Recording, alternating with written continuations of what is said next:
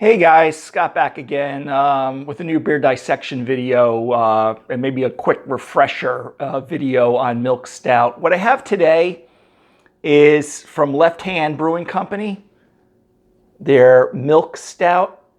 Okay, it's typically on Nitro.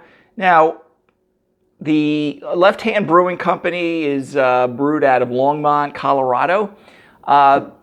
They've been around for a while. Their bottles usually, I think, used to have more of a black label to it. Needless to say, it's the same beer. I did do a beer dissection in a what is style of cream stout, milk stout. So if you wanted the longer history of milk stout or cream stout or how it's brewed and the distinguishing characteristics, I, of course, will highlight a few things. You can look for that video. But milk stout is typically, and this one I believe is nitrogenated, which is actually quite rare to see in a bottle nitrogenated. But for a while now they've had it. Think of nitrogenated like Guinness Extra Stout in the cans.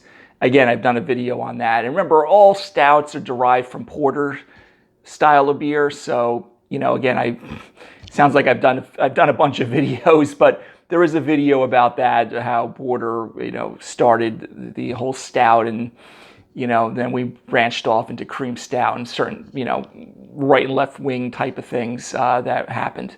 So this one's going to be nitrogenated. It's going to be a milk stout. I believe, I didn't see the grist officially, but most milk or cream stouts use lactose, which is a milk sugar, which adds a lot of sweetness because the Saccharomyces cerevisiae, which is the yeast, won't eat the lactose, so it adds a lot of residual sweetness. So anyway, if you see cream stout, milk stout, it is synonymous. It uses lactose. If you're lactose intolerant, I guess maybe you shouldn't be drinking this style of beer. But it is going to be a sweeter style of stout, hence the term sweet and lactose being used a lot synonymously with the beer. Now this one, which has been around for a while, I've had this one time before. It's got to be a few years. It's at 6% alcohol, 25 IBUs, international bitterness units, so it's going to have a decent amount of bitterness to balance some of that sweetness. And without further ado, they recommend it on the glass as I'm looking at it, 50 to 55 degrees. And usually a lot of beers with higher alcoholic strength, and the darker the beer, a lot of times we'll serve it a little bit warmer between that 50-55. But it's always personal preference. Obviously, there's nothing mandatory here at all. Okay, so again, Left Hand milk stout. I'm pretty certain this is nitrogenated, which again, doesn't use a widget, but they found a way of nitrogenated in the bottle, which will kind of give you that thicker, creamy top. Kind of think of Guinness Extra Stout on top. Or nitrogenated beers you may have gotten at your local brewery. But supposedly they figured it out. So we'll take a look at it. For this style, definitely like that tulip pint glass would work out perfectly. And that's pretty much it. So let's pour this bad boy in here. Okay.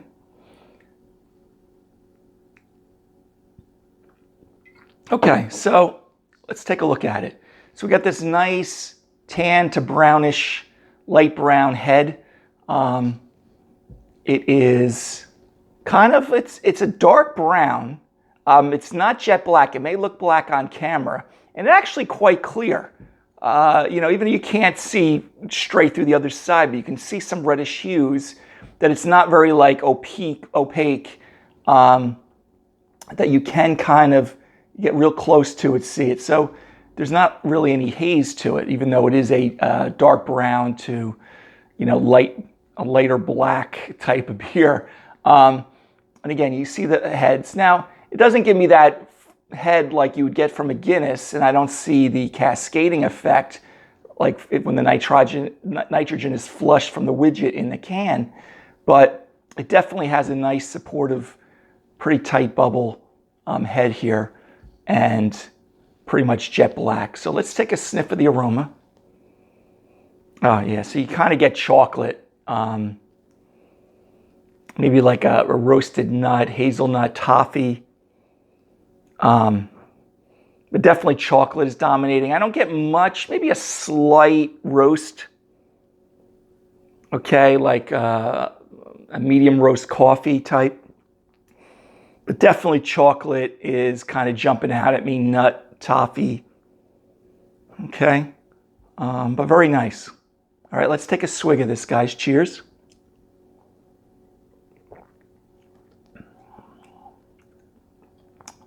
So again,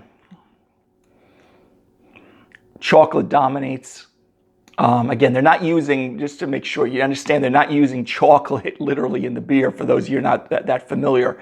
But the malts that are being used, like sometimes chocolate malt, black patent malt, give you that chocolate flavors. You definitely get kind of this roasted nut flavor, but it's not really a dark roast like an espresso. Maybe subtle coffee in there, but not really like ashy or, burnt kind of character. It's pretty nicely, smooth. And, while I'm saying smooth, the mouthfeel definitely is medium to full mouthfeel, which you would expect from a stout. For a milk stout, there's not a ton of residual sweetness. It's definitely, you could tell the difference between this and, say, a Guinness or a lot of your other stouts. There is some sweetness there, but it's not really cloyingly sweet like I've had with some other milk stouts. Sometimes I get a lot of stouts that are cream stouts, just overloaded with lactose, and it's just too sweet and too cloying. There is definitely some moderate bitterness there. We're at, what did we say, 25 IBUs. So, we're kind of sitting around that Pilsner territory. But it's nicely balanced. But again, it's kind of chocolate, kind of roasted nut, toffee-like, slight coffee related, but not real dark, like a real deep espresso roast.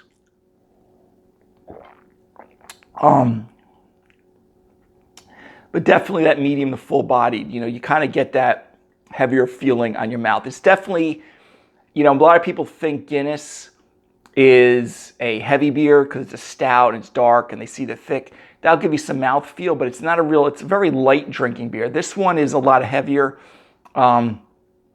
So you definitely feel like you're drinking a stout. It definitely has that heavier mouthfeel, medium bodied.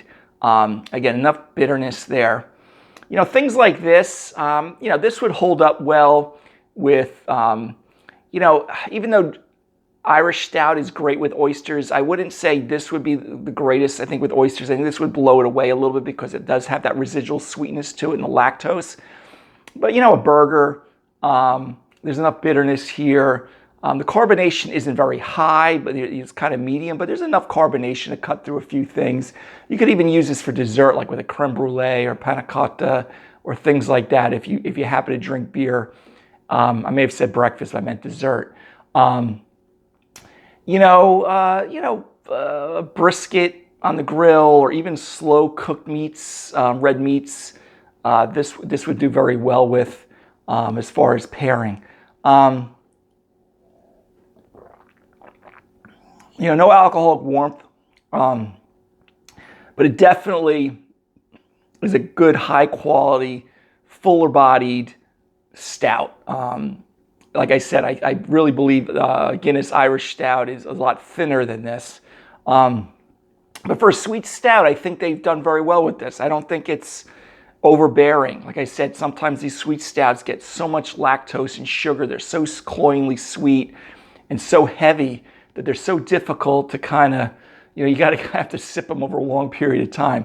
At 6% alcohol too, we're not sitting in imperial stout territory, which is like 8 to 12%. Those you sit by the fire with a cigar and you sip those very slowly.